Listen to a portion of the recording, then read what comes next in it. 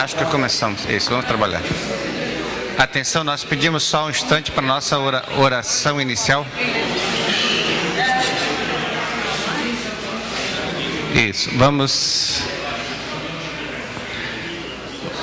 vamos iniciar com a nossa leitura do dia, a nossa liturgia. Só um instante. O povo está na igreja. Isso, vamos lá. Bom dia a todas e todos. Celebrai com júbilo ao Senhor todos os habitantes da terra, servi ao Senhor com alegria e apresentai-vos a Ele com cântico. Sabei que o Senhor é Deus, foi Ele quem os fez e somos dele. Somos o seu povo e ovelhas do seu pasto. Entrai por suas portas com ações de graças e em seus átrios com louvor. Dai-lhe graças e bendizei o seu nome, porque o Senhor é bom, a sua benignidade dura para sempre e a sua fidelidade de geração em geração. Palavra do Senhor. Passo a palavra ao Isidoro.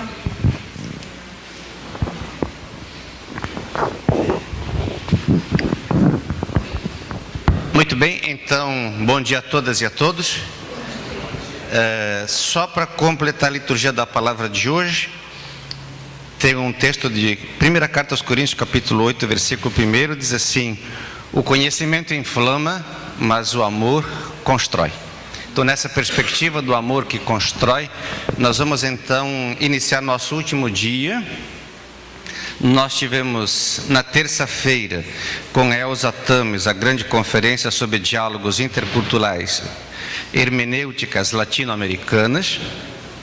Depois tivemos ontem com o Pablo a primeira grande conferência com o tema A Criação como Espaço para a Vida, exploração da teologia a partir de hermenêuticas do Gênesis. E nós vamos ouvir agora com ele o Êxodo como centro do mundo, teologia do Deus que está e do Deus que liberta. Então vamos aproveitar esses últimos momentos desse nosso dia, ou desse nosso congresso, dessa nossa assembleia também, mas esse nosso congresso com esse tema tão importante que é a Escritura, e um tema tão importante de fato como será o Êxodo. E então que não nos apressemos nisso. Metodologicamente seguimos o mesmo esquema. Ao longo da conferência, todas as perguntas que surgirem serão feitas por escrito e encaminhadas à mesa no final da colocação do Pablo. Então, Pablo, por favor, seja bem-vindo para esse nosso segundo momento, ou seja, para nossa conclusão. Tudo bem, tenha vontade.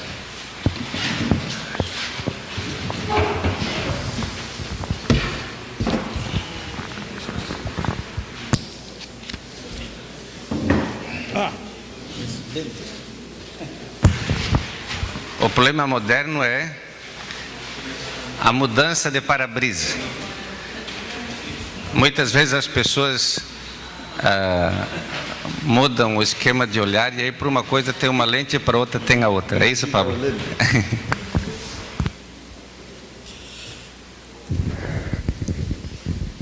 Estoy muy agradecido a la invitación y a poder compartir con ustedes esta segunda presentación. Vamos a hablar hoy el Éxodo como centro del mundo y del tiempo. Es una exploración de la teología del Dios que está, el Dios que acompaña, que está presente, y el Dios que libera. Bueno, y dice así: para la teología del Antiguo Testamento, la historia llega a su punto culminante con el Éxodo, que condujo a la liberación de la esclavitud. A ese punto se arriba y desde ese punto se parte para definir el resto de los eventos donde Dios se vincula con la humanidad. Es el hecho frontal de vivir como esclavos sin que nuestro cuerpo nos pertenezca y descubrir que el Dios a quien invocamos está de nuestro lado y actúa a favor nuestro para liberarnos de toda opresión. Descubrir también que Dios es activo en buscar demoler toda estructura que nos oprima y nos quite nuestro derecho a la vida con dignidad y en libertad. El relato bíblico describirá el Éxodo como el centro del mundo y del tiempo, aquel momento donde la divinidad se mostró más nítida que nunca en su vocación de compadecerse del dolor humano. La esclavitud fue una realidad social y política en la vida del Israel bíblico y en la de todos los pueblos de la antigüedad, y aún en nuestros días, con formas sutiles. Al ser una experiencia visceral, no podía estar ausente en la construcción de la teología de las antiguas escrituras. Como hecho histórico o como memoria de un hecho histórico, y poco interesa la entidad de los eventos que puedan estar detrás de esa memoria, pues esta vale, la memoria vale por su propio peso, con independencia de cuánta historia hay o cuánta historia no hay detrás de los relatos. Generó angustia, y esa angustia generó una palabra que al ponerse por escrito y devenir en un texto, le otorgó trascendencia. Es la palabra que nace de la angustia del oprimido, pero que no gesta una teología del oprimido, sino una teología de liberación.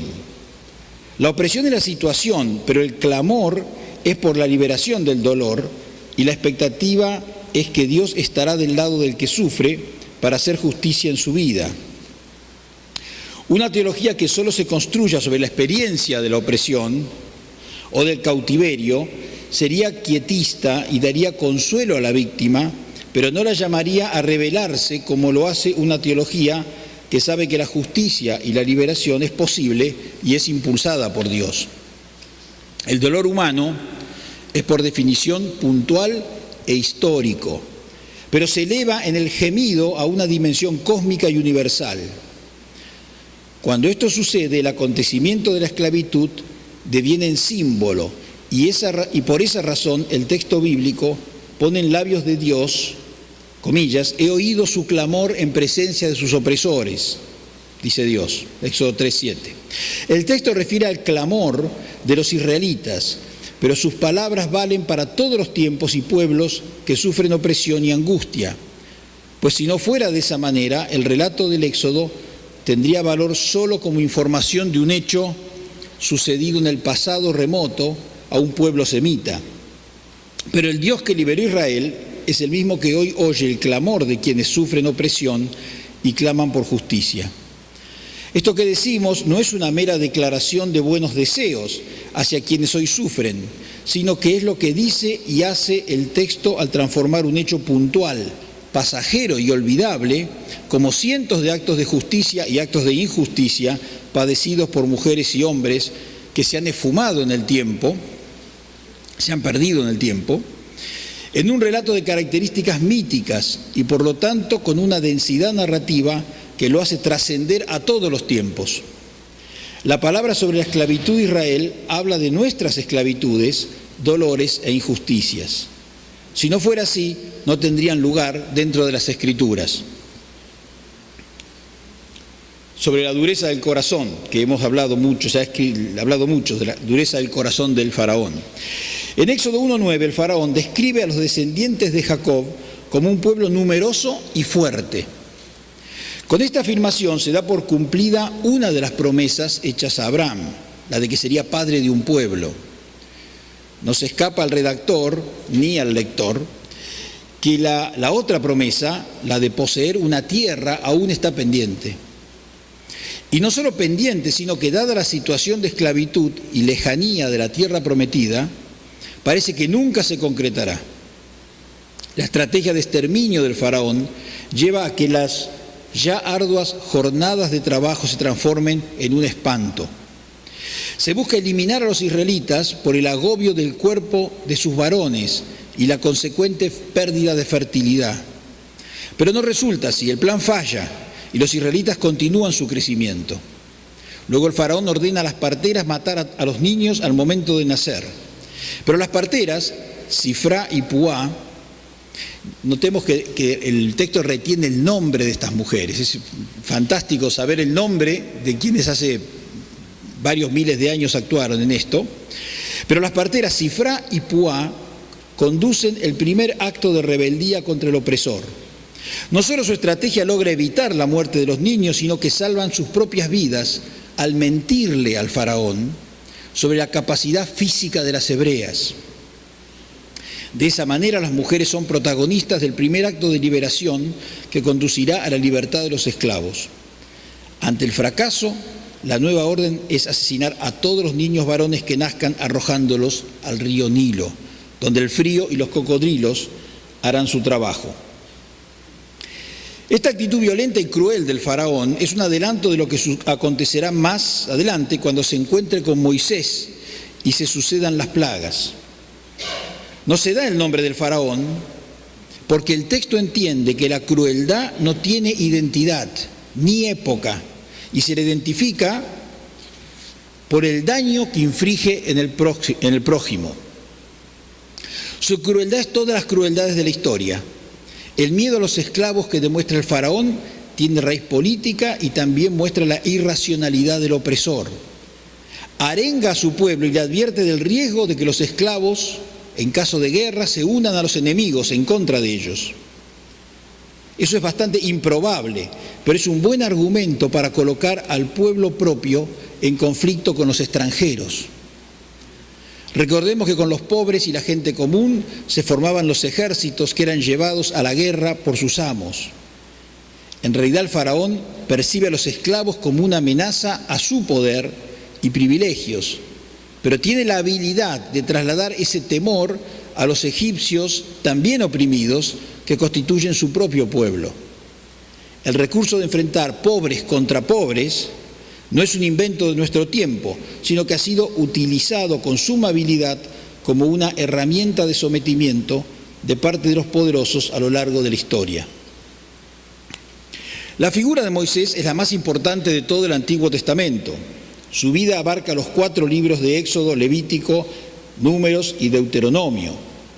Antes que él, los líderes destacados son Noé y Abraham, pero ninguno de ellos tuvieron la relación con Dios que tuvo Moisés, ni fueron figuras que mediaran entre Dios y el pueblo.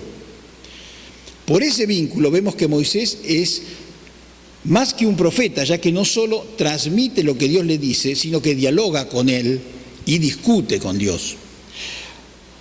A ninguna otra figura se le dedicará tanto espacio en las narraciones bíblicas. Con excepción del libro de Génesis, su figura domina la totalidad del resto del Pentateuco. Como todo relato de nacimiento de un héroe, la narración tiene un fuerte tinte hermenéutico. Cada detalle quiere expresar un sentido que tiene que ver con la situación literaria del nacimiento o con la vida futura del personaje. En el caso de Moisés, se recurre a una antigua leyenda acadia, en la cual el rey Sargón había sido abandonado por su madre en un río, en una canasta, y es rescatado por una diosa que lo recibe como su amante. Luego ese niño llegará a ser rey de Asiria. Lo que hace el autor bíblico es utilizar la trama de una leyenda popular y refundarla en el contexto de la teología de Israel. De manera que hay elementos comunes en el relato, pero modificados para expresar una teología distinta. Por ejemplo, la madre de Sargón era una sacerdotisa que tenía prohibido quedar embarazada y por lo tanto el niño de ella era un niño no deseado. Por el contrario, la madre de Moisés amaba a su hijo. En la historia de Sargón hay elementos sobrenaturales y la intervención de una diosa que lo rescata del río y lo recibe como su amante, mientras que esos elementos están ausentes en la historia de Moisés, que se desarrolla dentro de las coordenadas regulares de la vida humana.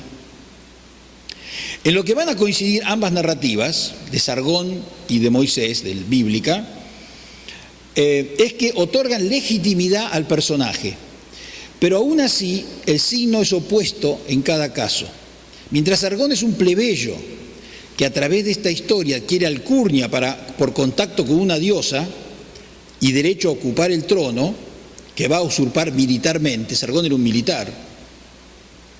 En el caso de Moisés, la narración establece que es un israelita que ha sido criado en el palacio y que al solidarizarse con su pueblo regresa a su condición original de esclavo y marginado.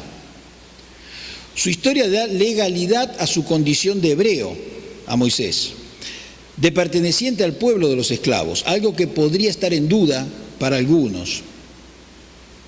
Debemos tener en cuenta que su nombre era egipcio, Moisés. Su aspecto físico y vestimentas daban a confusión. Dicen, refiriéndose a Moisés en el capítulo 2, un egipcio nos libró de los pastores, dicen las mujeres. Un egipcio nos libró de los pastores, el egipcio era Moisés. Y es probable que el texto asuma que su acento al hablar, de nuevo la palabra, ayer hablamos de la palabra en la Biblia, asuma que su acento al hablar hebreo fuera el de alguien cuya primera lengua era el egipcio. En 4.10 habla del acento, de problemas para el habla.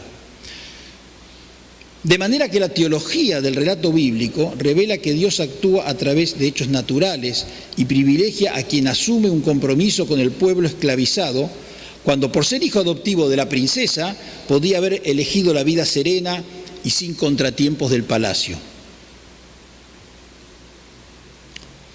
El nacimiento de Moisés está cargado de elementos irónicos y míticos. El faraón ordenó no matar a las niñas porque consideraba a las mujeres socialmente inofensivas. Y sin embargo son las mujeres las que salvan a Moisés. Las parteras eran personas sin poder, pero son quienes en el primer lugar desafían la orden del faraón. Ellas con su rebeldía inauguran el proceso de liberación. Será una criada de la princesa quien ante el llanto del niño lo protegerá y en lugar de arrojarlo al río, lo lleva a su ama. Será la propia hija del faraón la que rescata al niño y viola su orden, la orden del faraón, del padre de ella, y viola su orden de tirarlo al río. Es la madre real de Moisés la que lo amamantará mediante la intervención de su hija.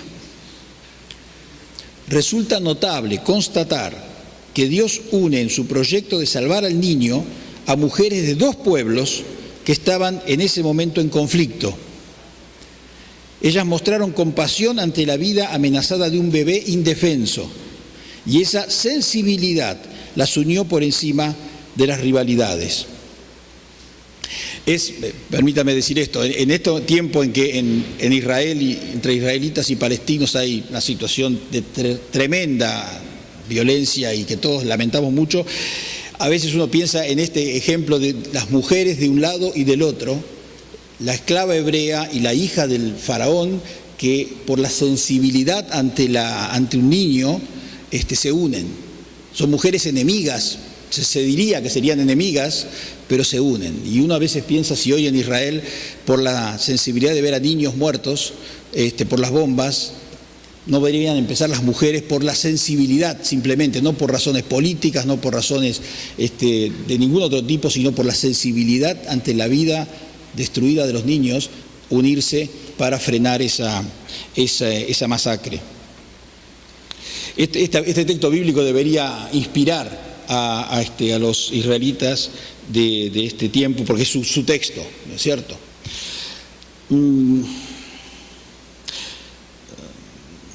Estas ironías y otras ponen en evidencia que el relato desea mostrar que la voluntad de Dios está detrás de todo lo que sucede, incluso de los actos de Faraón. ¿Estoy bien, no? Sí. El plan de Dios se cumple aun cuando su participación se efectúa de manera solapada, la participación de Dios, sin estridencias y sin intervenir de manera ostentosa en los hechos. Todo es narrado como si sucediera por azar, pero al detenernos en los detalles se revela que el autor quiere mostrar que la mano de Dios, del Dios de Israel dirige la historia. Este es un rasgo de la teología bíblica que incluye pocos casos de intervención directa de Dios, pero deja entrever aquí y allá que su acción se efectúa sin violar las leyes que Él mismo creó. Algo sobre las plagas. Trabajar por la justicia y alentar los procesos de conquistas sociales siempre ha sido una actividad humana. También lo fue escapar de la esclavitud en el relato de la liberación de Egipto. Sin embargo, en aquel entonces se asumía que las luchas que se daban en la superficie de la tierra tenían su correlato en los cielos, donde luchaban los dioses de cada uno de los pueblos. Prevalecía en la tierra el pueblo cuyo Dios era el más poderoso en el cielo. Las desgracias eran entendidas como causadas por la debilidad del Dios que debía proteger al pueblo de ellas. Hay varios ejemplos de este pensamiento en el Antiguo Testamento. En Joel, por ejemplo, al sufrir una invasión militar simbolizada por las langostas, se reclama a Dios que intervenga, pues los demás pueblos se burlan de la aparente incapacidad del Dios de Israel para protegerlo y le dicen a Israel, comillas, ¿dónde está tu Dios? Este modo de entender la dinámica social es la fuente de la tentación de ir detrás de otros dioses que los profetas denuncian. Esos otros dioses, cananeos, egipcios, asirios, persas, parecían como más eficaces y exitosos a los ojos de algunos israelitas en la tarea de proteger y bendecir a sus pueblos, y por lo tanto los percibían como más fuertes que el Dios de Israel. El relato de las 10 plagas está construido sobre la convicción de que es una lucha entre dioses. La palabra plaga no es la mejor traducción. En hebreo dice negá, que significa golpe o marca, y deber, que significa pestilencia, enfermedad. Esto indica que no son comprendidas las plagas en el sentido de calamidades, sino de hechos que señalan hacia otra realidad que está más allá de las situaciones planteadas. La clásica denominación de estos hechos como plagas es ya una interpretación de ellos. De ese modo se limita su pertinencia a lo que históricamente pudo haber sucedido. Si se limita, hablar de plaga intenta marcar lo que sucedió históricamente.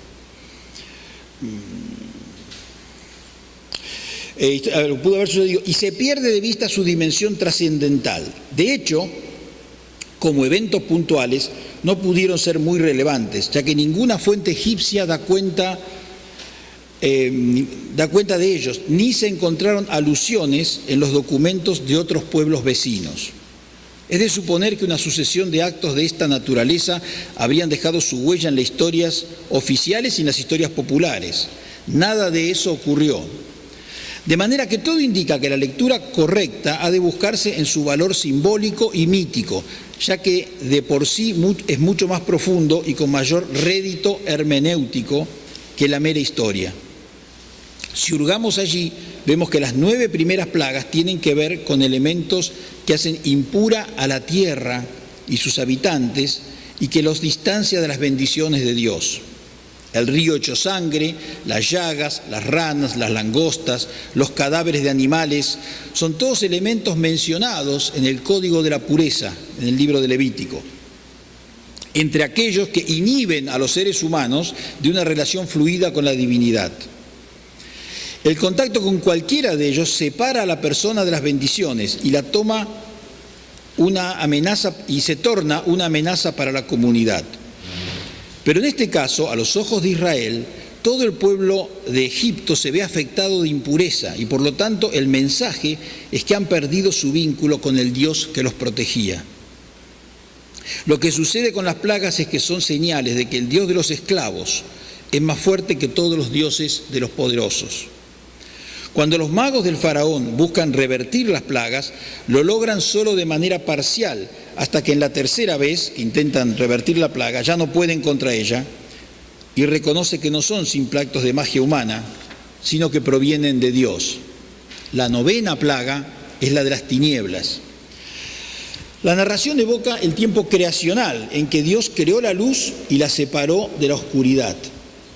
Por lo tanto, significa que los egipcios son enviados a la nada, a un tiempo en el cual todavía no había sido creada la luz y la vida no existía. Se ha intentado explicar esta plaga como el relato exagerado de un eclipse solar y la erupción de un viento que levantó arena del desierto y oscureció el cielo por 3 días. Ninguna de estas explicaciones sirve al relato que por un lado deja en claro que la oscuridad era selectiva y sucedía solo en las casas egipcias, mientras que las hebreas tenían luz. Tampoco hace justicia al relato que muestra en la última plaga que el Dios de Israel domina sobre el sol, la 9ª plaga, que domina sobre el sol, lo que significa que vence al dios egipcio Atón, es el dios del sol egipcio. De él se dice en el libro de los muertos, libro egipcio, yo soy aquel, Atón, entre los dioses que no puede ser vencido. Dejar a los egipcios en la oscuridad es retrotraerlos al tiempo creacional, al momento cuando no había ni lengua, ni ciudades, ni ciencia, porque los seres humanos aún no existían. Es llevar al pueblo opresor a la no existencia, un estado al que solo los esclavos eran condenados. Y por último, lo que revela esta señal es que al establecer una oscuridad selectiva, Dios ha tomado partido por los débiles y por los explotados. La 10ª plaga es distinta a las anteriores y se distingue tanto por su forma literaria como por su efecto. La sucesión de 9 señales, ha revelado un crecimiento de la tensión. Cada una aumentó la presión del Dios hebreo y su declaración implícita de ser quien domina las fuerzas de la naturaleza. Ahora la distinción entre las casas egipcias y hebreas requiere de una marca con sangre en las jambas y dinteles de las puertas. Los elementos míticos afloran otra vez. Un ángel destructor pasará casa por casa y hará morir a los primogénitos egipcios, lo que es la inversión de la orden del faraón del primer capítulo. Faraón ordenó matar a los niños hebreos, ahora la acción es inversa. La medida es de tal magnitud que el redactor no muestra alegría, ni hay signos de venganza al contar esta plaga. Es como si se asume que la dureza del faraón condujo a esta tragedia y que como resultado de esa actitud, en el desenlace se verán afectados los inocentes. La agresión se efectúa sobre los primogénitos porque estos eran los hijos dilectos de toda familia. Nuestra sensibilidad rechaza este tipo de acción por cruel y por injusta. Lo mismo dijimos respecto a la destrucción en otros textos de Sodoma y Gomorra, es cruel e injusta. Pero no debemos perder de vista que no estamos ante hechos históricos, sino míticos, y cuyo sentido se expresa en la creación de un clima para la reflexión teológica.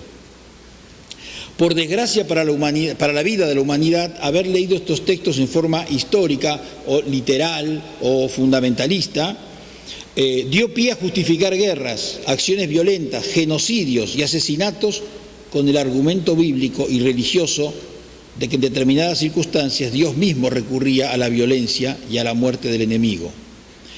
Pero lo que aquí se dice no puede interpretarse como una autorización a desatar nuestra propia violencia. Por el contrario, dice sobre Dios que solo Él tiene potestad sobre la vida y la muerte de toda persona. Y sobre el faraón dice que en su arrogancia ha demostrado que aún con todo su poder no pudo preservar ni siquiera la vida del joven más protegido del reino, su hijo, el príncipe heredero.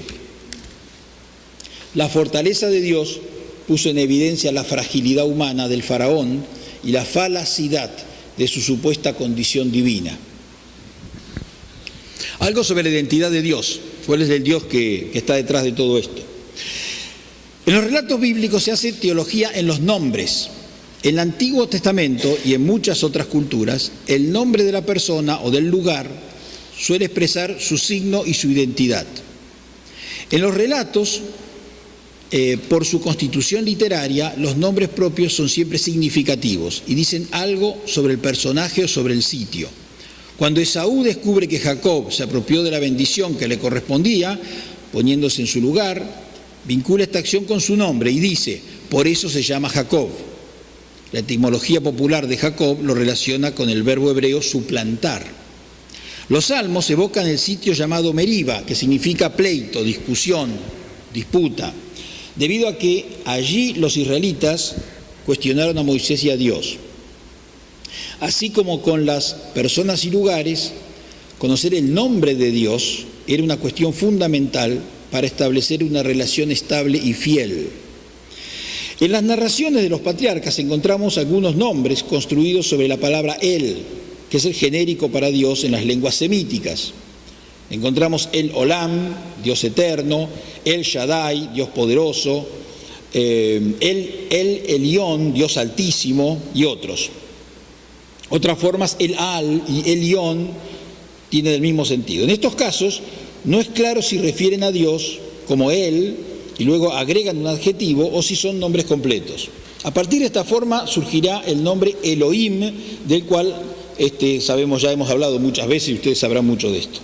El texto clave para considerar el nombre de Dios está en Éxodo 3, 13 al 14. Dijo Moisés a Dios: si voy a los hijos de Israel y les digo, el Dios de vuestros padres me ha enviado a vosotros, y me preguntarán, ¿cuál es su nombre?, ¿qué les responderé? Respondió Dios a Moisés, hebreo, Ejeyé, Asher, Ejeyé. Y le dijo, así dirás a los hijos de Israel, Ejeyé me envió a vosotros. Moisés pregunta por la identidad de Dios, y este le responde con una frase enigmática hasta hoy, que hasta hoy concita asombro. Le responde Ejeyé, Asher, Ejeyé, cuya traducción más común es yo soy el que soy. En español, portugués debe ser parecido esto, yo soy el que soy. Esta expresión no parece ser respuesta a la pregunta y no tiene sentido a menos que la consideremos una forma de decir no tengo por qué decirte mi nombre. Yo soy el que soy, no te importa cuál es mi nombre, no quiero decirte mi nombre. Pero es una respuesta improbable esta que decimos, no quiero decirte mi nombre.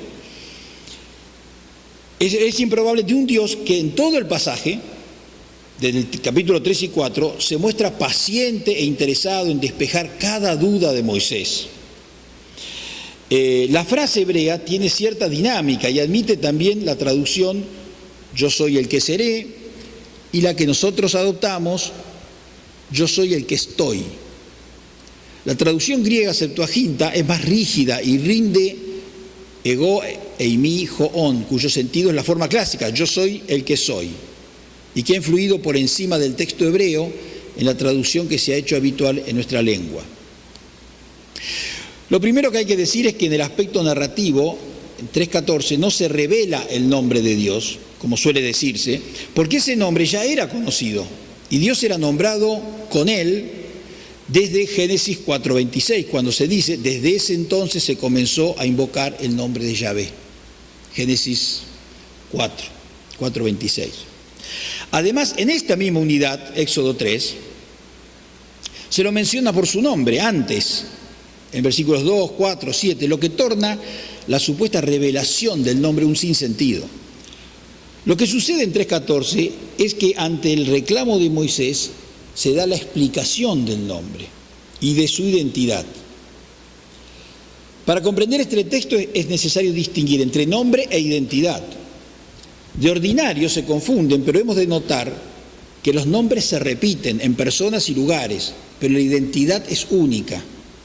Y esa es la revelación que aporta este texto. Como en otros pasajes, leer el contexto literario nos ayudará a comprender el sentido de la respuesta de Dios. En 3.11 Dios le dice a Moisés, yo estaré contigo. Y nos da una clave para comprender lo que sigue. Moisés luego insiste y pide que Dios le diga qué ha de responder cuando se presente como enviado por el Dios de vuestros padres. Y los israelitas le pregunten por la identidad de Dios que lo envía. Y a esa pregunta Dios le responde, yo soy el que estoy. En el sentido de aquel que acompaña, que da fuerza y que no abandona a su pueblo. Es el Dios de la presencia. Esta interpretación es coherente con la segunda parte del versículo siguiente, el versículo 14, que agrega, el que está me envió a vosotros. Lo que se ha puesto de manifiesto en este versículo, y esa es la novedad que aporta, no es el nombre, sino la identidad de Dios. Si el nombre como expresión de la identidad habla de lo íntimo de quien lo porta, en este caso lo que se afirma es la vocación de Dios de acompañar a su pueblo en todo lo que pueda sucederle. Dicho en el medio de la narración entre la esclavitud en Egipto y lo que será luego el proceso de liberación, es una forma de adelantar el signo liberador de la acción de Dios que se desarrollará durante todo ese proceso. Es notable que el Antiguo Testamento no ofrezca una definición de Dios. Esto es así en parte porque toda definición condiciona al objeto definido y lo encasilla. En parte también porque el espíritu semita es poco dado a las precisiones y muy dado a describir a los seres por sus conductas. Cuando se percibió su poder se lo llamó El Shaddai, Dios poderoso. Cuando su trascendencia fue El Olam, Dios eterno. El texto que leemos ahora muestra que ante la invitación a un proyecto duro y complejo, se ha revelado como aquel que estará y acompañará a su pueblo. Es el Dios de la presencia y por eso le instruye: diles, yo soy el que estoy. Esta condición de estar es tan fuerte en la teología del Antiguo Testamento que en Éxodo 17:7, en ocasión de sufrir sed en el desierto, cuestionan a Dios y lo hacen poniendo en duda su presencia. Se quejan diciendo: ¿está Yahvé en medio de nosotros o no? Lo que se ha revelado es la condición del Dios de Israel de estar. En el discurso que Moisés deberá presentar a los israelitas, lo central es transmitirles que es la presencia de Dios lo que caracteriza su modo de relacionarse con su pueblo. El Dios de Israel no es el de la guerra, no es el de la fertilidad, no es el Dios del destino. Puede ser que por momentos y en distintos contextos sea algo de cada una de esas cosas, pero lo que hace distinto de otros dioses y define su identidad es que el Dios de Israel es el Dios de la presencia. Una segunda prueba de que no hay tal revelación del nombre es que a partir de 3.14 los demás nombres se siguen utilizando, en especial el genérico Elohim. Es un plural y podría traducirse como dioses, pero si bien es probable que la forma provenga de una época en la que el primitivo Israel reconocía diversos dioses, lo cierto es que en hebreo bíblico actúa como singular en todos los casos, a excepción de aquellos en los que se refieren a los dioses extranjeros. Una forma vinculada que no deja de asombrarnos es la expresión Yahvé Sebaot, que significa Yahvé de los ejércitos, sin duda en referencia a las huestes celestiales de dioses menores del panteón cananeo. Esta expresión está ausente en el Pentateuco, pero es abundante en los libros proféticos, los que resignificaron la referencia a los dioses colocándolos debajo de la autoridad del Dios de Israel. Pero es difícil saber si lo que se hizo al dejarlos bajo su dominio fue subordinarlos al Dios de Israel o si la expresión confirma el principio por el cual no hay otro Dios y por lo tanto da por eliminada la existencia de esos dioses. Dado el lento proceso por el cual Israel pasó de la monolatría al monoteísmo, es probable que lo primero sea lo correcto. Afín a la condición de una vida nómade fue la denominación del Dios de los hebreos como el Dios de Abraham, Isaac y Jacob. En la narrativa bíblica esta expresión crece según se suceden los personajes. Es el Dios de Abraham, tu padre, para Isaac. Será de Abraham, tu padre, y de Isaac para Jacob. Y para Moisés será el Dios de tu padre, el Dios de Abraham, de Isaac y de Jacob. El Dios así descrito es una deidad que camina con el creyente. Va donde Él va y no tiene un lugar de asentamiento. Es difícil determinar si este nomadismo fue un hecho histórico o simplemente literario. La arqueología no se pone de acuerdo en si hubo un periodo nómade o no en el Israel bíblico. De todos modos, en la narración las etapas del nomadismo y sedentarismo están claramente expuestas. Antes de que se prohibieran los altares, se cuenta que los patriarcas en ocasiones los construían para adorar a Dios. Así lo hizo Noé, Abraham, Moisés, pero el relato da señales de que son altares pasajeros y que no se está instituyendo un lugar regular de culto. Lo mismo puede decirse del altar construido por Josué y por las tribus de Rubén, Gad y Manasés en el libro de Josué. Aunque es probable que estos altares comenzaran a ser lugares estables de adoración a Yahvé. Ya en un momento anterior se dio un paso más cuando en el desierto se construye la tienda del encuentro y el arca donde se deposita la ley. El detalle de ser un artefacto portátil continúa la tradición del Dios que se traslada, aunque ahora identificado con una estructura particular, un Dios que acompaña y va con el pueblo a donde el pueblo va. Es con el asentamiento en Canaán que se pasa del Dios de los padres al Dios del lugar. Puede que este proceso sea una construcción literaria, pero en todo caso refleja una verdad social. Un pueblo que reside en forma permanente en una tierra tiende a crear lugares fijos de culto y a identificar esos lugares como la residencia de Dios. Un ejemplo notable de este modo de pensar se halla en 2 Reyes, capítulo 17, donde se dice que los nuevos habitantes de Samaria son atacados por leones porque no conocen la ley del Dios de aquella tierra. El interés es doble. Por un lado, la necesidad de expresar la fe y cumplir con las prescripciones propias de la ley religiosa. Por otro, hay un interés político de parte de las autoridades, pues el templo pasa a ser el lugar de recaudación de fondos para la corona y de identificación nacional. Para el tiempo de los profetas, aquellos altares provisorios construidos por los patriarcas se habían ya confundido y asimilado a lugares de culto cananeos y por lo tanto se habían transformado en lugares de idolatría. Esto motiva que sean criticados en sus arengas. Sin embargo, no parece que su prédica haya sido muy efectiva, pues no deja de abundar la idolatría y recién un siglo después será el rey Josías quien en el año 622 va a producir la reforma religiosa más importante de la historia de Israel y ordenará derribar todos los altares que pueblan el territorio de Judá y de la ya inexistente Samaria. Su orden convoca a cumplir con el documento hallado en el templo. Presumimos que era una versión breve del Deuteronomio, y en acuerdo a él establece el templo de Jerusalén como único lugar de residencia de Dios y de culto legítimo. Esta reforma termina por confirmar que el Dios de Israel no transhuma, sino que reside en Jerusalén. En esta etapa de la historia de Israel reside en Jerusalén, así lo entienden. Solo en Daniel y Esdras encontramos la expresión Dios del cielo. Ambos libros son de los más tardíos del Antiguo Testamento y constatar que en ellos abunda esta expresión indica que es un nuevo paso en la comprensión de Dios. Es probable que refleje cierta influencia persa, pero de ser así, deberíamos preguntarnos por qué no la encontramos en otros libros del mismo período como Esther, Eclesiastés y Job. Lo que podemos inferir es que la literatura propiamente posexílica es poco afecta a los temas dilectos de la fuente sacerdotal, por ejemplo, la ley, el templo, las fiestas, etc., y que en ella se cristalizó un concepto que pudo venir de otra cultura y que consiste en considerar que Dios mora en el cielo. Pero esta expresión parece más un desafío a aquella otra que afirma que Dios reside en el templo, que una declaración sobre el espacio físico donde la divinidad habita.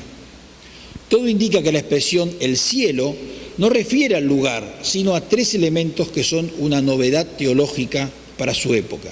Uno, la universalidad de Dios, que desde el cielo ve todo, lo que también es una manera de testificar el monoteísmo ya consolidado en esa época. Lo segundo es la convicción de que al habitar en el cielo no hay lugar terrestre donde la divinidad no pueda ser apresada y así manipulada políticamente a favor de intereses sectoriales o de clase.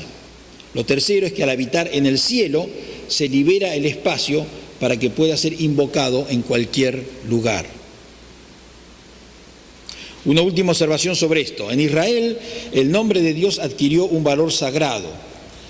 De allí que fue terminante la prohibición de tomarlo en vano, de forma liviana, o de invocar su nombre con un fin contrario a su voluntad. Tal fue el celo que para evitar incluso hacerlo por descuido se dejó de pronunciar de manera total el nombre de Dios. La costumbre y luego obligación de evitar pronunciarlo y su reemplazo por Adonai sucedió en una fecha desconocida, pero en tiempos todavía bíblicos. La teología que hay detrás de esto es fina y merece tenerse en cuenta. Dice que el nombre de Dios fue revelado a Israel para su redención, como un valor positivo y promisorio. Hacer de él un elemento manipulable para fines personales o sectoriales distorsiona su sentido y pone en riesgo la relación con la divinidad. La narración del momento de la liberación se presenta dentro de una estructura litúrgica en los capítulos 12 y 15 del Éxodo. Comienza con la celebración de la Pascua y finaliza con la acción de gracias del canto de Moisés y de María. Esto nos revela que el relato se asume a sí mismo no como una historia de los acontecimientos, sino como una interpretación de ellos. El discurso no es periodístico, externo y pasajero, sino aquel que busca exponer el sentido de lo que sucedió y por eso recurre al lenguaje litúrgico que es simbólico y mítico.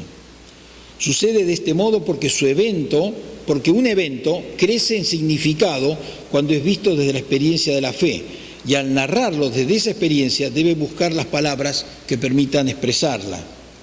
Ya hemos mencionado que este recurso no debe entenderse como una disminución de la veracidad de lo narrado, sino como una ampliación y profundización de la experiencia. El relato llano de un hecho no dice casi nada sobre su significado, pero la experiencia de fe ve en los hechos de la historia la intervención de Dios y por lo tanto incorpora en la narración aquello que es captado por la fe y que hace que un hecho eventual y pasajero se torne mensaje para su época y para todas las épocas.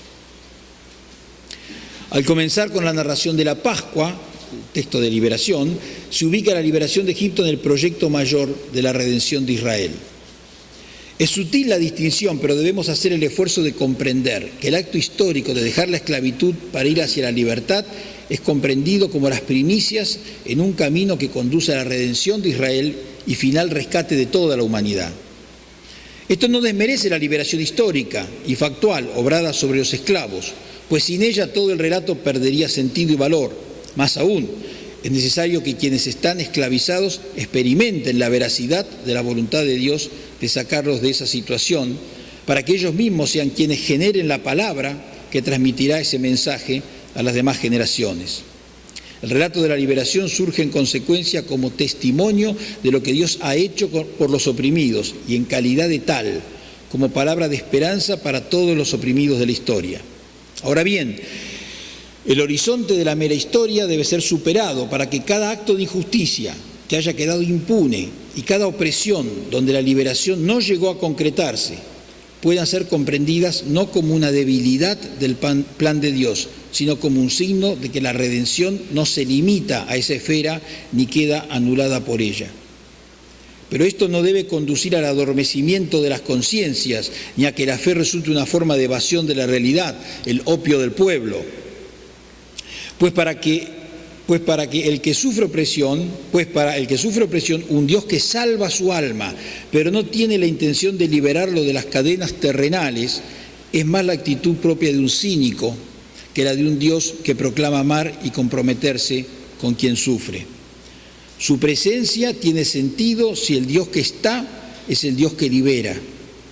Es por eso que ver más allá de los hechos mismos debe alentar a comprender que en la liberación social y política hay un signo y adelanto de aquella redención plena que superará toda angustia. La Pascua, en consecuencia, pasa a ser la fiesta de la memoria de la liberación de la esclavitud. De esa manera será comprendida en la posterior reflexión de los textos bíblicos y así será también entendida en el Nuevo Testamento, en los relatos de la pasión de Jesús. Estos son ubicados en la semana de la celebración de esa fiesta en Jerusalén y así obran una relectura de sus temas en el contexto de la revelación del Cristo. Lo que interesa resaltar del relato del Éxodo es que a partir de él la Pascua concentra la memoria de un hecho del pasado en el cual se reveló en la historia la voluntad de Dios de estar con los oprimidos y de promover su liberación. De manera que cada vez que en la liturgia se celebra la Pascua, lo que se hace es actualizar el mensaje de liberación y redención de Dios para el momento que vive esa comunidad, la cual lo experimentará sobre sus propios y contextuales sufrimientos, opresiones, desafíos y angustias. No debe asombrarnos encontrar que en el momento cercano a la liberación se oigan palabras de dudas y recriminación a Moisés. Son las llamadas murmuraciones que aquí se presentan por primera vez, pero que se sucederán a lo largo del tiempo en el desierto. Expresan el temor a la libertad y el anhelo de un pasado que a la distancia tiende a parecer mejor que el presente. Desde el punto de vista teológico tienen como función dejar en claro que la liberación y la redención son actos de Dios y no de los seres humanos.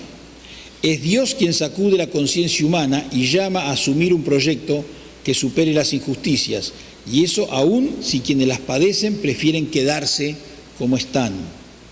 Los seres humanos se movilizan y actúan modificando proyectos y sociedades, pero en la teología de Israel es Dios quien está detrás de todo y el que da la fuerza para llevar adelante ese proceso. En la respuesta de Moisés a esos reproches, surge esto con toda claridad. Les dice: no temáis, estad firmes y ved la salvación que Yahvé hará hoy con vosotros. Yahvé peleará por vosotros y vosotros estaréis tranquilos. En un juego hermenéutico de alta calidad, se cierra la narración de la salida de Egipto con el canto de Moisés y de Miriam. Miriam o María, Miriam en hebreo. Es probable que como poema sea muy antiguo y que haya sido refundido en una nueva redacción para aplicarlo a los hechos de la liberación de Egipto. Por otra parte, su redacción actual refleja el tiempo de Israel ya asentado en Canaán y que mira su historia hacia atrás, lo que se hace evidente en la mención de Edom y Moab, que fueron clásicos rivales de Israel, y del monte del templo. Pero constatar esta distancia en el tiempo entre el evento y su palabra, lejos de restarle valor, la fortalece al dejar ver que pasados los años, la memoria del Éxodo como acto de liberación gozaba de salud y era celebrada como uno de los cantos más bellos de la literatura bíblica. El canto que hacia el final suma a Miriam y a las demás mujeres es una oración de gratitud por la salvación que ya experimentaron, y eso lo hace más valioso que si fuera un canto elaborado en el mismo momento. De haber sido así, expresaría la alegría del acontecimiento reciente, pero pasado el tiempo, la experiencia maduró y creció en intensidad como evocación de un hecho que perdura en la memoria y en la vida. Revela que la necesidad de celebrar la liberación sigue vigente como memoria del pasado, pero también como expectativa del presente ante cualquier otra forma de esclavitud en que se pueda caer. Ya estamos. En él se confirma que el acto de liberación fue obra de Yahvé y solo de él. El poema anuncia que el Señor puso todo su poderío para derrotar a los egipcios y liberar a Israel, y no duda en exaltarlo como guerrero que hundió en el mar a los egipcios. Este lenguaje puede producir rechazo en nuestra sensibilidad actual, pero debe entenderse en el contexto de celebrar un acto que fue violento porque la circunstancia así lo exigió. Para la narración, en todo momento, el motivo de la violencia es la tosudez del faraón de no dejar que los esclavos sean liberados, por lo cual la responsabilidad de la muerte de los soldados egipcios recae sobre él. Ya antes hemos señalado que este tipo de texto no nos habilita a ejercer la violencia a nuestro gusto, pero sí hablan de que el relato bíblico posee una delicada sensibilidad para identificar el origen de la violencia social y reconocer las dinámicas que se expresan como inevitables para superarlas. Como síntesis y conclusión de estas reflexiones sobre la teología que emana del relato del Éxodo, deseamos destacar los siguientes puntos. Son 4 puntos. El proyecto de redención es universal y eterno. Se expresa en esta gesta que es particular y fugaz. Pero ella generó una palabra que devino texto y así se hizo mensaje para todas las generaciones. Como tal, somos llamados a actualizarlo en el contexto de nuestros propios desafíos. 2. El relato muestra que la liberación es un acto de Dios, pero también que Él levanta líderes para que la lleven adelante. Las objeciones de Moisés, que al comienzo rechaza la misión, y su posterior aceptación, son un testimonio de que Dios no actúa en soledad, ni desea hacerlo. Si los israelitas no hubieran cargado sus alforjas y partido de Egipto, Dios no hubiera forzado la liberación. 3. La identificación de Dios con los oprimidos y su propuesta de un plan de liberación anuncia que la vocación de Dios es la de estar con ellos y liberarlos del yugo que padecen. Esa acción trasciende la liberación de Israel y se torna universal al momento de quedar cristalizada en un relato que será luego reconocido como canon. Esta condición de canon no solo le reconoce valor sagrado al texto, sino que, más importante aún, dice de él que habla a todos los oprimidos, sea donde estén. La liberación de los esclavos de Egipto es un arquetipo del proyecto de Dios para todas las injusticias y los sufrimientos en cualquier lugar y en cualquier tiempo. Y por último, el mensaje de liberación debe ser leído también en el nivel personal. El Dios que libera a través de un acto de liberación colectiva, como es el Éxodo, también invita a reflexionar sobre la búsqueda de liberación de otras formas de opresión que las personas padecen. Por eso el llamado a la libertad del Éxodo tiene implicancias para la vida de cada persona, para explorar aspectos personales de nuestras ataduras y para liberarnos de aquellas cosas, el egoísmo, la soberbia, la violencia de género, de las cuales en ocasiones no deseamos ser liberados. El Éxodo orienta en esa dirección y ofrece un mensaje completo. Para judíos y cristianos, esta liberación no se agota en el pasado, sino que se presenta como arquetipo liberador para la historia futura. Romper con la esclavitud y asomarse a la libertad es un desafío que Dios pone hoy delante de cada persona. Muchas gracias.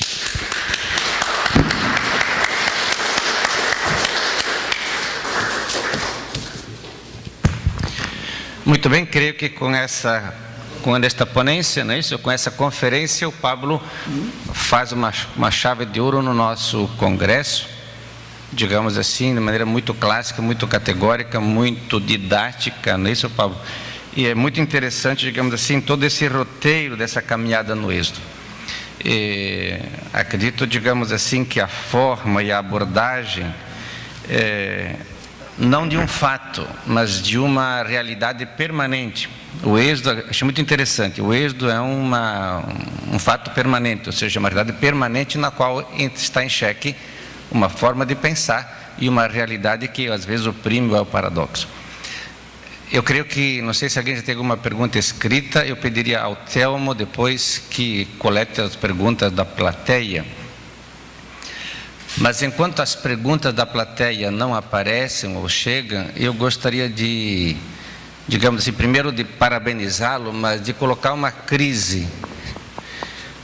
Porque eu, a partir da carta de Paulo aos Gálatas e Romanos, eu entrei numa crise de jurisprudência com o Êxodo. O grande paradoxo está entre o versículo 7 e o versículo 8. Do Êxodo, Êxodo 3, 7, não é isso? Deus desceu, Deus viu para fazer subir o povo, não é isso? No versículo 8 diz assim: eu vou dar para você a terra do Cananeu, do Eteu, do Eveu e etc.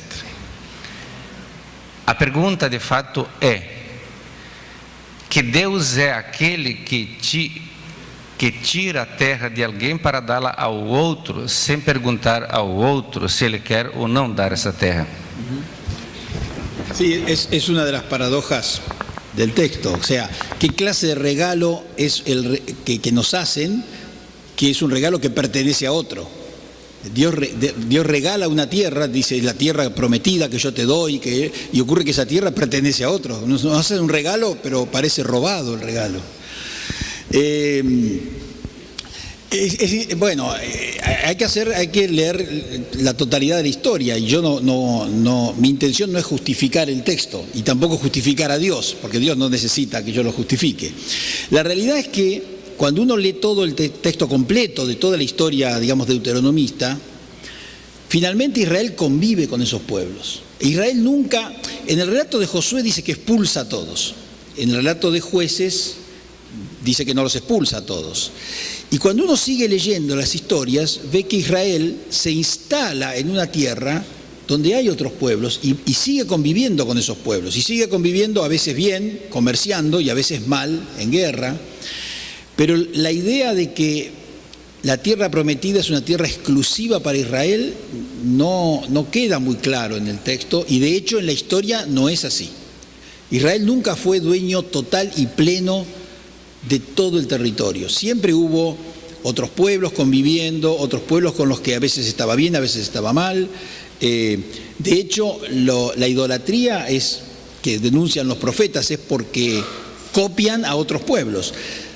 De modo que yo diría, cuando en el relato de Josué aparece esa invasión militar que aparentemente elimina a todos los pueblos, es una versión muy ideal de alguien que piensa que eso es ideal, que no tiene mucho sustento histórico. Ahora, por otro lado, es una teología que existe dentro de la Biblia, que después va a entrar en diálogo o en conflicto con otras teologías, que son las teologías de la convivencia de Israel con otros pueblos, con los cuales negocian, casan a sus hijas, hacen estas cosas que se hacían en esa época, de entrar en vínculos y en relación. De modo que hay que asumir, yo creo que como, digamos, consideramos que esa es nuestra palabra de Dios, hay que asumir que hay elementos en el relato de la conquista que que no deberían ser enfatizados, porque la misma Biblia luego los matiza, los elimina. Sí. Está bien.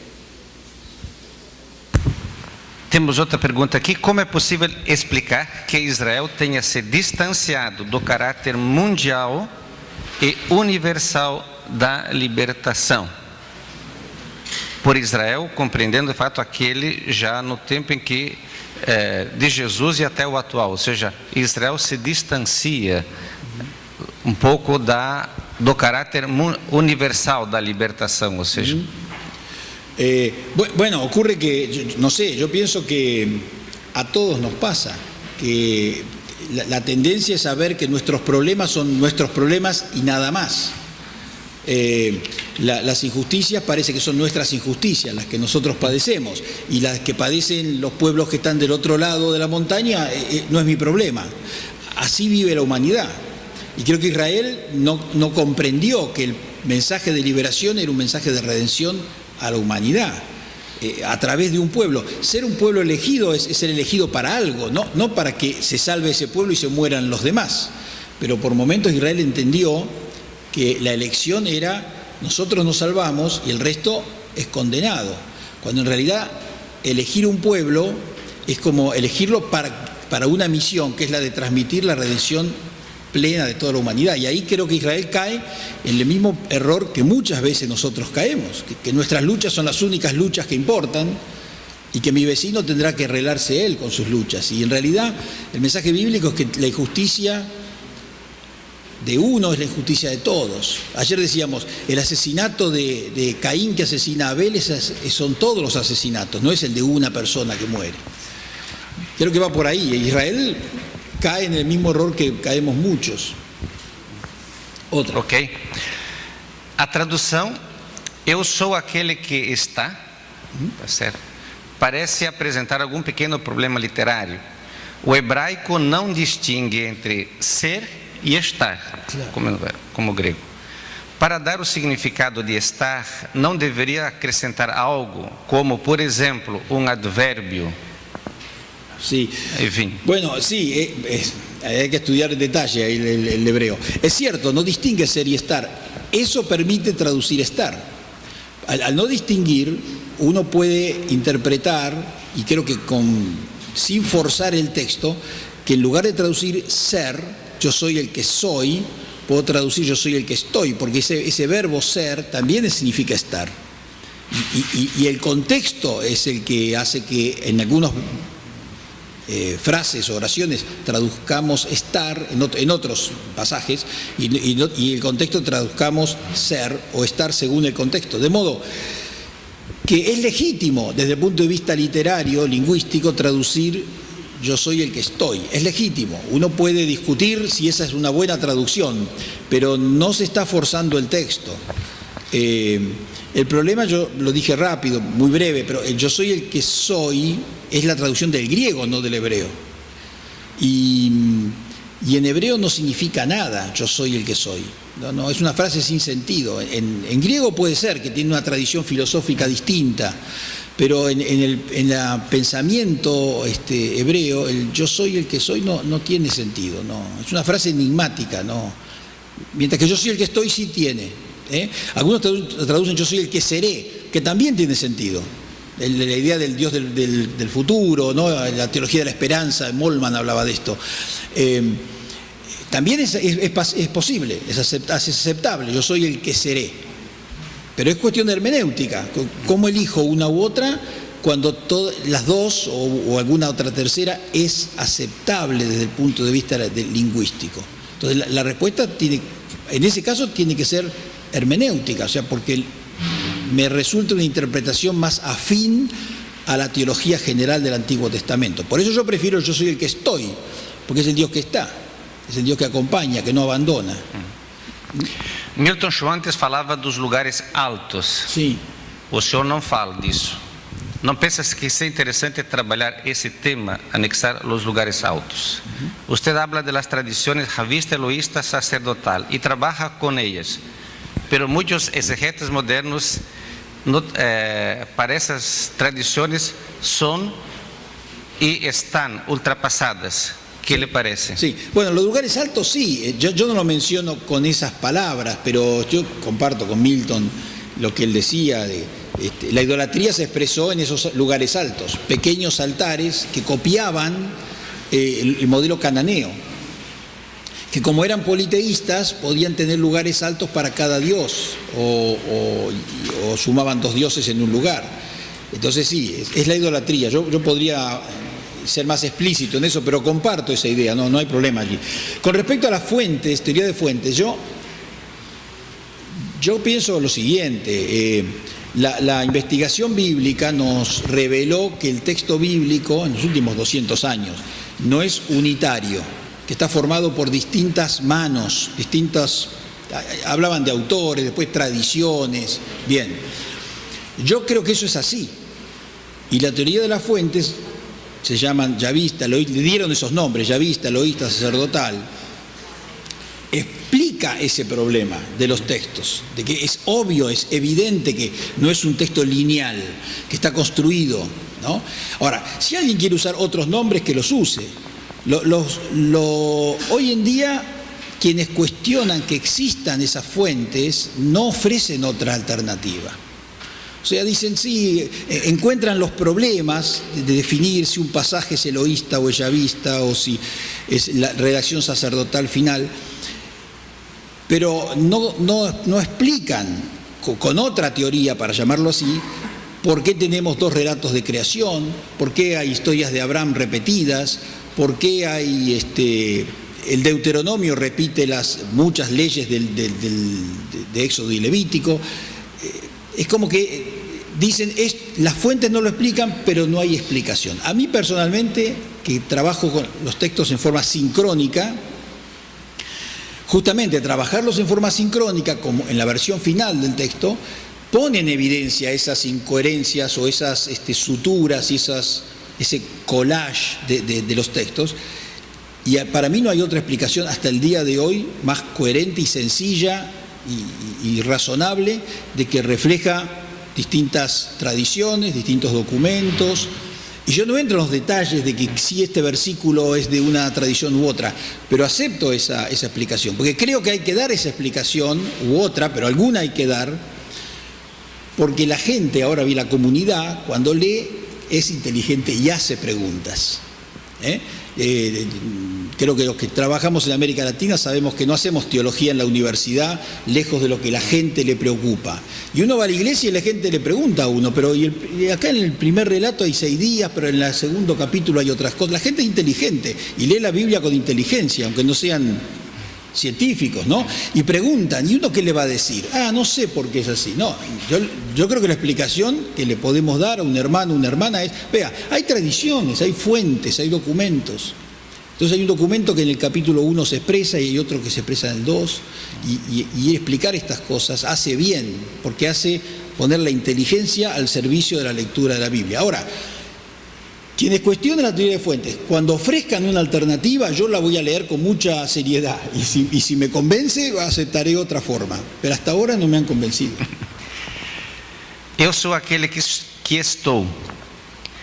Até que ponto essa teologia foi influenciada ou influenciou a teologia pós-deuteronomista da presença de Deus, como por exemplo em Ezequiel 1 ou 1 Reis 8. Uma segunda pergunta, Êxodo 1 a 15 fala do Immanuel, aproximando com Isaías 8. As narrativas das vocações proféticas falam da presença de Deus, que seriam textos do mesmo período. A experiência do exílio influenciou Êxodo 1 a 15. Sí, a ver, la primera era sobre yo soy el que estoy. Sim, influenciou a teologia Sí, pós-deuteronomista. yo pienso que sí. Yo creo que la teología del Antiguo Testamento, y también podríamos decir bíblica en sentido antiguo y nuevo, tiene como un eje, o un tema que cruza todo, que es el de la presencia de Dios. O sea que el israelita que miraba su historia ya en el siglo I, cuando ya el canon del Antiguo Testamento estaba cerrado, ¿no? Un judío, una judía que miraba su historia y pensaba en lo que sus abuelos o sus padres le habían contado, del Dios que creó en 6 días, el Dios que liberó a los esclavos, el Dios que le rezaban en los que después fueron los salmos, el Dios que clamaban que los profetas clamaban, hay que volver a ese Dios, hay que volver a la palabra de Dios. Que ese Dios, que tiene distintos contextos, literaturas, lenguaje, incluso nombres distintos, era el mismo Dios. Y eso creo que es la clave de la teología del Antiguo Testamento, después va a ser del Nuevo también, ¿no? Es decir, que podían mirar su historia, muchas experiencias distintas, muchas literaturas distintas, hoy decimos entre teologías, si queremos decir, distintas, porque, ¿cierto? Eran diferentes, pero era un solo Dios. Ellos sabían que el Dios del cual habla Eclesiastés era tan distinto de lo que aparece en el libro de Isaías o del que aparece en el libro del Éxodo. Parece otro Dios, pero ellos tenían la íntima convencimiento de que era el Dios. Y creo que entonces ese único Dios, el Dios de la presencia, es el que pasa por todos los periodos, pasa por incluso los idiomas, cambia el idioma en el que lo mencionan en arameo, lo mencionan en hebreo. Cambian los contextos, cambian los líderes, pero ese Dios siempre estuvo. Y entonces creo que eso sí influyó toda la teología del Antiguo Testamento. Y hay que buscar las conexiones con el Nuevo también, que yo no lo hice, pero creo que hay que explorarlas también. Después...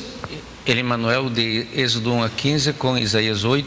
Sí, bueno, sí, yo creo que hay, a partir del libro de la narración de Éxodo 1 a 15, se funda una teología, que es la teología del Dios que está y que quiere superar toda forma de opresión, de injusticia, de violencia. Y que entonces los profetas toman de allí y beben de allí para desarrollar su propio discurso. Cuando los profetas dicen, vuélvanse a Dios, están diciendo, vuélvanse al Dios que libera.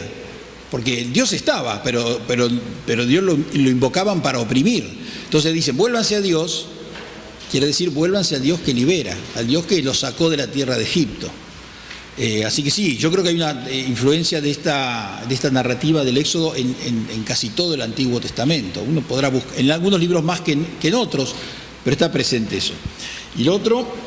A experiencia del exilio influenció Éxodo 1 a 15. Sin duda, porque los relatos bíblicos fueron escritos como hoy los tenemos en la Biblia en el final del exilio y básicamente del primer posexilio. Y esa es la experiencia de ellos. Ellos vuelven a la tierra, pero son esclavos en su tierra. La esclavitud el cautiverio no se supera con el retorno. Ahí dice Nehemías, ¿no? Nehemías 9, ¿no? Dice, míranos hoy esclavos en la tierra que nos has dado. Ellos volvieron, les dijeron, ahora pueden trabajar, construyan su templo, pero trabajan para los reyes. Y tienen que mandar el dinero del producto del trabajo para los reyes. Entonces siguen teniendo la experiencia de la esclavitud. Ellos no superan esa experiencia. Históricamente siguen siendo, aunque están en la tierra, siguen siendo deudores, la deuda externa de aquel entonces con los reyes persas. Los persas eran muy buenos, le dijeron vuelvan, pero vuelvan para trabajar para nosotros. Entonces, esa nueva situación de Israel es en la cual se escribe o se reescribe la casi totalidad de las escrituras que hoy tenemos, ¿no? Como hoy la vemos. Así que tienen ese contexto de redacción. Bom, essa pergunta aqui é um pouquinho mais aberta, mas um pouco complicada. Mas a pergunta é: por que o povo toma a terra de Canaã, dos cananeus, heteus, heveus, e não de outros povos? Bueno, eso hay que preguntárselo a Dios. Me lo preguntan a mí, yo no sé. No, yo no sé. Hay toda una tradición, ¿no es cierto? Yo creo que la pregunta es así. Es una pregunta que vale, es la pregunta que nos hace la gente en la iglesia, ¿no? Cuando decía yo en la comunidad, uno va a la iglesia y el domingo la señora viene y le dice, pastor, ¿por qué toman la tierra de Canaán y no la de al lado? Y uno dice, no sé, ¿por qué no la de los griegos?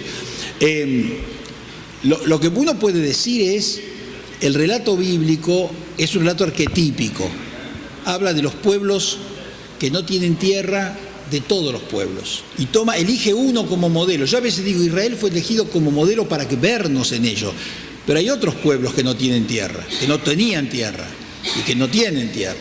Entonces, el relato bíblico es arquetípico, habla de todas las injusticias, de todos los pueblos sin tierra, y habla de la voluntad de Dios de que se supere esa situación. Entonces, eligió uno podría decir, esta pregunta podría también ser, ¿por qué eligió Israel y no a los egipcios? El pueblo elegido, el pueblo egipcio. Había pobres en Egipto que podían haber sido ellos los elegidos. Bueno, eligió uno como modelo para el resto, ¿no? Ok. A teoria do Deus dos pais reconstrói na religião de Israel pré-monárquico, digamos assim, se constrói no pré-monárquico. Se a religião adota o monoteísmo pós-exílico, Deus do céu, Sim. Então a religião de Israel só teria se consolidado no pós-exílio? Sí, yo creo que la pregunta la respuesta es correcta, es sí. La religión de Israel, como la conocemos en la Biblia, es una religión que, aunque evoca los tiempos, digamos, de Abraham, que son tiempos muy antiguos, o de Noé, etcétera, en la línea histórica son muy antiguos, pero es la religión definitiva del Israel que conocemos en el posexilio. Y entonces ese Dios de los padres que acompaña ahora es un Dios que está quieto, ¿no? Fue por el desierto y acompaña, pero ahora está quieto porque está en Jerusalén. Y entonces ahí viene la crítica de los que dicen el Dios está en el cielo. Porque el Dios que está en el cielo es una crítica a los que dicen el Dios está en Jerusalén, mora aquí. Entonces yo soy el rey o el sumo sacerdote, no hay rey, pero hay sumo sacerdote, y yo tengo el control de Dios, porque mora en este pedazo de este cuadrado de edificio, y aquí está. Y yo soy el único que tengo acceso ahí. Entonces empieza a haber una teología en Israel que dice, no. Bueno, Dios puede ser, las tablas pueden ser que estén ahí, alguna cosa habrá ahí, pero Dios está en los cielos. Entonces nadie es dueño de Dios, nadie se puede apropiar de Dios. Y esa es la teología del Israel posexílico. Como todo, generalmente el discurso religioso se construye sumando y no restando. No se niega al Dios de los padres, no se niega que Dios de algún modo privilegia a Jerusalén. No lo niegan eso, pero dicen Dios está en el cielo. Entonces suma. Entonces el Dios de Israel es el Dios de los padres, es el Dios que de alguna manera eligió Jerusalén como su ciudad para la teología del Antiguo Testamento, pero es el Dios que después, en el desarrollo de la teología de Israel, descubren, podríamos decir, el Espíritu Santo les revela que Dios está en los cielos. Y entonces va sumando a la identidad de este Dios. Yo creo que después, en la devenir de la historia, va a revelar en Jesús de Nazaret. Que algunos lo entenderán, otros no lo entenderán. Pero este devenir de la historia va a revelar que en Jesús de Nazaret continúa esta historia de la presencia de Dios y el Dios que está. Pero eso ya es historia, digamos, posterior, ¿no? Ya viene, hay que seguir la línea histórica. Pero hay que seguirla. Yo no lo he hecho, pero hay que seguirla. Hay que seguir explorando esta posibilidad de lectura. Muito bem. Êxodo 3,14 não é uma tentativa de fornecer uma raiz hebraica para uma divindade estrangeira? Vou fazer essa primeiro. Êxodo 3,14 é uma tentativa de fornecer uma raiz hebraica para uma divindade estrangeira? Sí, bueno, puede ser. Es decir, en realidad la historia de las religiones siempre fueron retomar cosas, ¿no? ¿Se acuerdan que dijimos, Moisés, que es echado en la canastita en el río Nilo, en realidad es una historia 1000 años más vieja de Sargón, que es echado en una canastita en el Éufrates? Entonces se toma esa historia y se la refunda en una nueva teología, que es la teología bíblica, digamos. Puede ocurrir, yo no sé demasiado de eso. Puede ocurrir que haya habido un lugar en el desierto donde había una divinidad que quizá estaba en una zarza que ardía, o la tradición, digamos, el relato, la leyenda, que hayan retomado eso. Puede ser. No sería nuevo en la historia de Israel. Está llena la Biblia está llena de historias que son bíblicas, pero son a veces 1000 años más viejas, retomadas, ¿no es cierto? José y la mujer que lo seduce a José, es una historia vieja, egipcia, que está retomada en el texto bíblico, y así muchas otras, ¿no? Así que puede ocurrir, pero no tenemos evidencia. Si fuera así no tendría nada de malo. Simplemente es releer una tradición en una clave nueva, es la clave del Dios de Israel, el Dios que libera. Así que podría ser. Ok, então nossa última pergunta. Sim. Como não sabemos, quer dizer, como se faz com o nome de Moisés ou com a Páscoa em Êxodo, não é isso? E também como não sabemos, de fato, qual foi o Deus do Êxodo, se é o El, se é o Elohim, se é o Yahvé, etc, tá certo? Isso poderia servir para uma leitura intercultural, interreligiosa, macroecumênica. Deveria se enfatizar de que não importa o nome da divindade, tá certo? Mas a divindade verdadeira. A religião verdadeira é a que está junto dos oprimidos em suas lutas para a libertação. Bueno, sí, muy buenas, muy lindas preguntas todas, ¿no es cierto? Esta es la última, así que es la más desafiante en este caso. Pero no entiendo la primera, ¿no? Acá, aqui.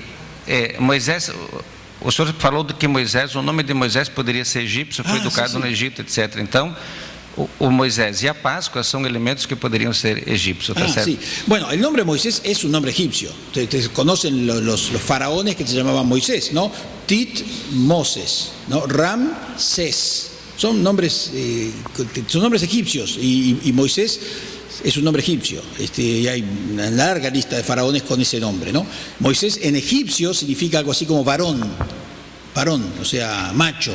Eso significa Moisés o Moses en egipcio, ¿no? Después la Biblia dice que significa otra cosa, usa esas etimologías, del agua te saqué, son etimologías populares, pero la lingüística es bastante clara en eso, ¿no? Moisés significa varón y es un nombre egipcio, ¿no? Miriam, la hermana, va a ser un nombre egipcio también. Muchos personajes bíblicos que uno piensa son los hebreos más puros, no son puros, son nombres que vienen de otro lado, ¿no? Zorobabel después, y eso es bueno porque eso habla de la integridad, de la inclusividad de la teología bíblica, que adopta nombres de otros pueblos y los refunda en su propia nacionalidad, de modo que eso es bueno, que sea egipcio el nombre. Aquí después, son los nombres diferentes do Deus. Claro, sí. Uno puede pensar que esos nombres diferentes en un estadio anterior reflejaban eso que decíamos del politeísmo en Israel o alguna concepción de un Dios que tenía facetas, ¿no? El Dios eterno, el Dios poderoso, el Dios de la guerra. Pero en la teología final de Israel todo eso se concentra en una persona, en un Dios. Por eso yo insisto, el monoteísmo en la teología de Israel es muy importante. Porque en su etapa final, ¿no? Porque ahí concentra todas las características que puede tener un Dios en una sola entidad. Fíjense, lo digo brevemente, ¿no? Si uno piensa en los griegos que definían a Dios, también con características, es absolutamente otra cosa. Cuando los griegos definen a Dios, empiezan con es omnipotente, es todopoderoso, es infinito, piensan en categorías abstractas. Israel piensa en categorías prácticas. Es el Dios que nos acompaña, es el Dios que nos protege, es el Dios que es eterno, porque va a estar siempre. La eternidad de Dios no es como la eternidad de los griegos, porque la eternidad de Dios quiere decir no se va a morir y va a estar siempre con nosotros. Porque ellos veían que había otros dioses que se morían. Los dioses de los cananeos, ellos decían, se murieron, ese Dios murió, pero el nuestro no, va a estar siempre. Tengo la tranquilidad de saber que mi Dios es eterno, luego que va a estar siempre. Entonces, esas son las características. Los distintos nombres aluden a distintas características de Dios, pero hay la conciencia de un Dios único. Ahora, lo que aquí la persona nos dice, y yo comparto eso, ¿no? Que eso puede servir para una comprensión interreligiosa, sin duda. Ecuménica, sin duda. Alá es una forma lingüística que viene de Elohim, es el mismo Dios. Cuando dicen Alá, es Aloa, y eso es del árabe, y esa es casi diríamos la forma en la que se fue derivando de lo que en el hebreo es Elohim. Y ningún islámico que sepa un poco de su propia religión deja de saber que el Dios Elohim de la Biblia es el mismo nombre, solo que, bueno, pasó del hebreo al árabe como Alá. Y eso a veces no lo sabemos, la gente no lo sabe, pero es el mismo Dios. Entonces es otro nombre más del mismo Dios.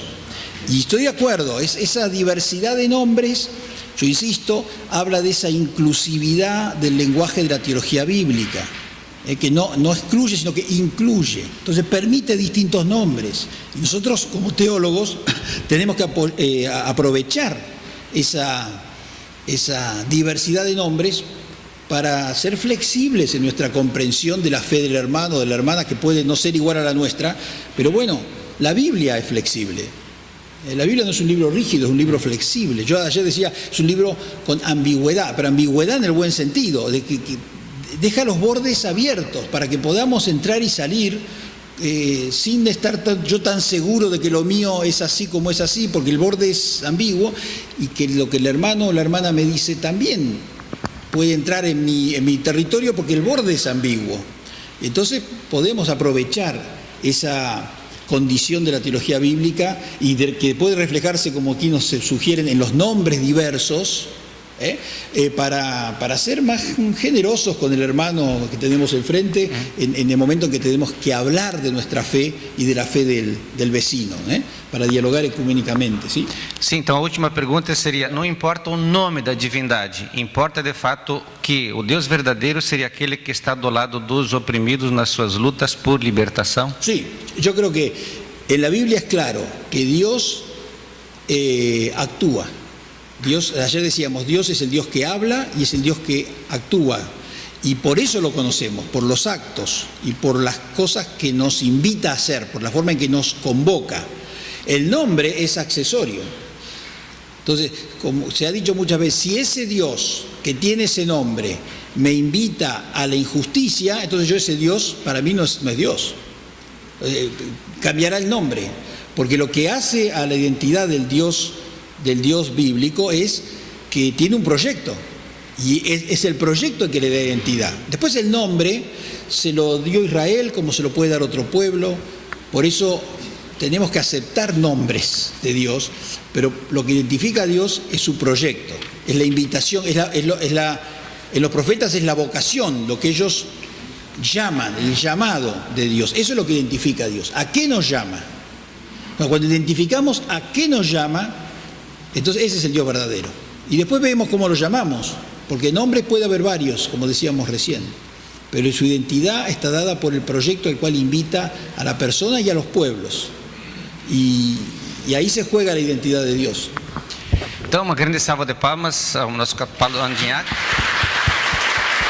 Gracias. Com isso, ele encerra a parte temática do nosso 6º congresso com o tema Bíblia e Cultura, falando de fato do Êxodo como centro da teologia do Deus que está com nós. Aonde estamos? Aonde estamos? ¿Dónde estamos? Aquí estamos. Então, muito obrigado, Paulo, muito obrigado. Está desfeita essa nossa mesa. Passamos a palavra então ao... Mas antes nós queremos entregar ao Pablo o nosso certificado, o certificado da participação dele. Por favor, Pablo. Isidoro também aqui. Deu para perceber que uma conferência pela manhã rende bastante, porque choveu pergunta para o Pablo hoje, né? Foi o tempo da conferência e mais um bom tempo de resposta, o que é bom, é um bom sinal, fica como um indicativo para o nosso próximo congresso. Então, Pablo, quero agradecer aqui o nosso certificado de participação. De cada país. São duas conferências, né? Ah, bien. Está vendo? A ver, vamos a sacar a foto aqui. Sim, sim. Ok? Não sei se na Argentina tem curricular. Agora, além disso, nós soubemos que querias muito texto do Antigo Testamento, então a Bíblia está presenteando um regalo. Bueno, muchas gracias. Gracias. ¿Ya? Ok? Bien. Ok, então... Quiero decir Sí, muy brevemente. Bueno, quiero agradecer realmente a ustedes por la invitación. Para mí ha sido un placer estar con ustedes. Y Bueno, espero verlos en la SBL el próximo año en Buenos Aires. Todos los que puedan acercarse van a ser muy bienvenidos, y para la reunión de Ribla también. Y realmente fue un placer conocer, y ahora que me vuelvo a Buenos Aires, dejar aquí amigos y amigas que van a durar mucho tiempo. De modo que realmente les agradezco la invitación. Obrigado, Pablo. Foi um prazer tê-lo conosco. Nós vamos ter o último momento do congresso.